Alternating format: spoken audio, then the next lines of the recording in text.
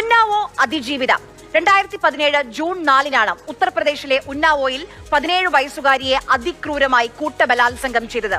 കേസിന്റെ നാൾ വഴി ഓർക്കുന്നത് പോലും നെഞ്ചിടിപ്പിക്കും. ആ പെൺകുട്ടി ആത്മഹത്യയ്ക്ക് ശ്രമിച്ചു. പെൺകുട്ടിയുടെ അച്ഛൻ കൊല്ലപ്പെട്ടു.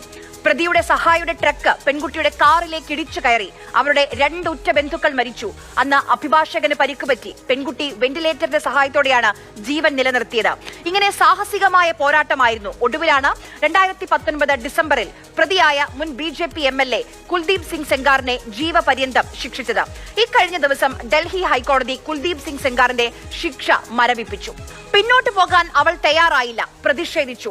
ഇന്ത്യ ഗേറ്റിന് മുന്നിൽ അവളും അമ്മയും അഭിഭാഷകയും കുത്തിയിരുന്നു. അവിടെയും അവളെ തോൽപ്പിക്കാനായിരുന്നു പോലീസിന് താല്പര്യം. അവളെയും അമ്മയെയും വലിച്ചിഴച്ച് ബലമായി ബസ്സിൽ കയറ്റി. ആ ദൃശ്യങ്ങളാണ് നമ്മൾ ഈ കാണുന്നത്. കസ്റ്റഡിയിലെടുത്തു അവളെ CRPF ഉദ്യോഗസ്ഥർ. അതിജീവിതയുടെ അമ്മയെ മർദ്ദിച്ചു. ഇതിനെപ്പറ്റി ചോദിച്ചപ്പോൾ യോഗി സർക്കാരിലെ മന്ത്രി ഓം പ്രകാശ് രാജ്ഭറിന് പുച്ഛമാണ്, പരിഹാസമാണ്. पीड़िता और उनके साथ वालों को उठा ले गई इंडिया गेट से। इंडिया गेट से अब घर तो उनका उन्नाव है, तो दिल्ली से എന്തിന് ഇന്ത്യ ഗേറ്റിൽ പോയി പ്രതിഷേധിച്ചു?